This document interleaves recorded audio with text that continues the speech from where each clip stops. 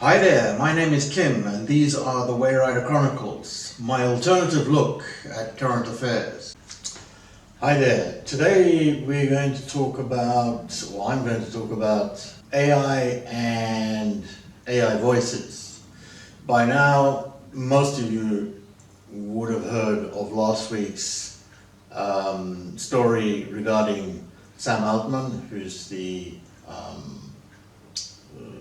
big cheese at ChatGPT, and the actress Scarlett Johansson.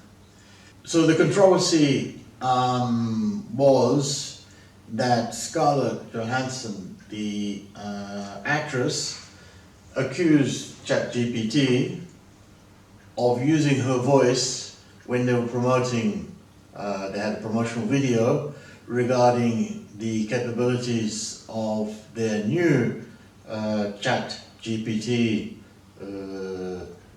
itineration. This one is called ChatGPT 4.0. Oh, I don't know why O, but anyway, who cares? The facts behind the case were that originally the Sam Altman, the owner of, the big cheese behind ChatGPT, had requested, because he liked her voice was used in a movie back in 2013 called about essentially an AI chatbot called Her. Besides the fact that it's always interesting for millionaires to sue other millionaires because they've got millionaire lawyers behind them and they can all afford it, and that's be as it is. Do we really care that the latest instance or the latest variation on ChatGPT has a voice that sounds vaguely like some actress? No, most of us don't really care at all. The wider picture is that the artists are all complaining that, or they have a big beef that AI is going to steal their jobs and we're all going to be watching AI images and they won't have any work. Highly unlikely, and if you really think about it, it's ridiculous. There's no way that even at the present pace of AI development, there's no way that a image or a video generated of an actor would be able to run a whole film and pretend and try and make out that that person was for real. Not going to happen.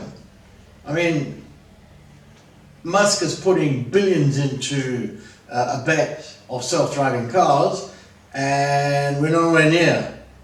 We might be close, but we're nowhere near that. We might be close for cars that drive in American grid pattern cities, but put any of those self-driving cars to make them work on a European or let's not even talk about Asian road, not going to work either, and not for a very long time. The issue is here that we have a dislocation between what the elite is all worried about, which is boils down from, go right at the top, boiled down to all the intellectual elite are saying that AI is going to take over humanity. Example of that is Musk's latest musings, that jobs will become superfluous and we're all going to sit around doing nothing. It's an interesting thought, but it's not going to happen either.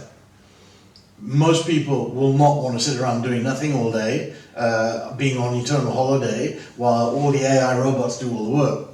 All the AI things do all the work, robots, software, or whatever. That's not how we're made. That's not going to happen either. The point I'm trying to make here is that let's take voices or voice AI as a concept in itself.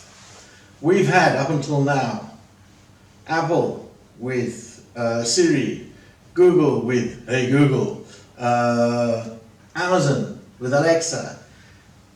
Know for a fact that each and every one of those companies has spent billions on developing a voice prompt response system, which most of us are using, saying, hey Siri, or hey Google, or hey whatever, can you set the timer for 3 minutes please? The actual dialogue going backwards and forwards, most people, I believe, because I'm one of them, gave up on it a long time ago, because every time you asked it a question, it became hideously complicated to try and get anywhere near anything done. I'm not talking about answers, I'm saying, can you do this or do that? Besides simple stuff like switch on the hall lights, or set the timer for 3 minutes, or set the alarm to wake me up at 4 o'clock tomorrow morning. To have anything more than that becomes hard, and we need to structure ourselves to think how to answer the right question. Sorry, how to ask the right question, so we get at least some sort of coherent answer back. That's not how it should work. How it should work is that we don't think, or we don't like structuring stuff. So what we tend to do is, don't remember, was it over there? So all that stuff is very difficult for any sort of artificial intelligence to handle. The demonstration they did the other day with ChatGPT 4o, or little o, I'm not sure how you pronounce little o, there's a point pronouncing a big O, or maybe it's a zero, I don't know, was interesting. And the artificial intelligence made jokes, and everybody was amazed. Like to see that in a while. That was a stage-managed presentation, and we all know what they're like. So, will we be getting there anytime soon?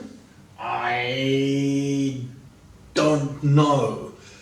I think most of us, when we want to try and look or find out answers for things which are very precise, we sit in front of our computer, we think about it, and we compose questions backwards and forwards to try and get what we want. Whether we can do that with a voice application, we should be able to do it, but we need to get over the inhibition we have of talking to nothing, basically, talking in thin air.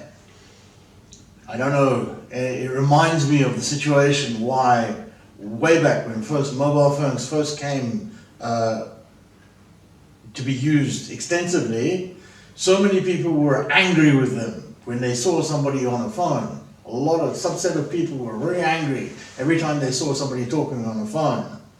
Psychologists worked out why eventually, because our natural reaction to a person talking to himself is a negative reaction.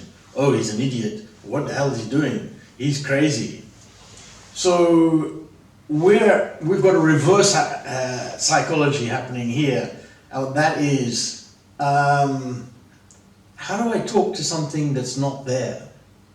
So taking that example I've just given of the negative psychology involved back in the day, talking about whenever people started extensively use mobile phones in public, probably around about 2001, 2002. That negative reaction, seeing somebody talking loudly, that's another psychological thing, that the voices always tended to be louder, because you would have recalled, some people will recall that, can you hear me? Can you hear me? I'm here. That reaction which is another psychological reaction to a fact to do with the mobile phone, where we all were quite surprised that the actual other person could hear you, So there was a tendency to speak louder. And so for people speaking louder on a mobile phone, reinforce that negative reaction. Even though our eyes were seeing, oh, he's on a mobile phone, the mental reaction was, oh, don't like it, negative. Now we have, so expanding on that and bringing it forward to an AI voice chatbot, we have a psychological hindrance to get over, which is basically talking into a void to somebody or something that is blatantly not there. Be it on your phone, because the tendency or the way it's put forward is for you to talk into your phone. You hardly ever put it to your ear. And if you've got a speaker set up in the house, which many people do, either on a PC or on your Amazon Alexa system or whatever, Google, etc., to talk into it. But it's very difficult for us to have a meaningful conversation with somebody who is not there. And I think we need to get over that. Once we will get over that and the AI expands, then we will have a ways and means of coherently interacting with something that's not there. Probably they're going to have to move to individual AI chatbots who you know and like. Who knows? Let's see how it goes. See you guys!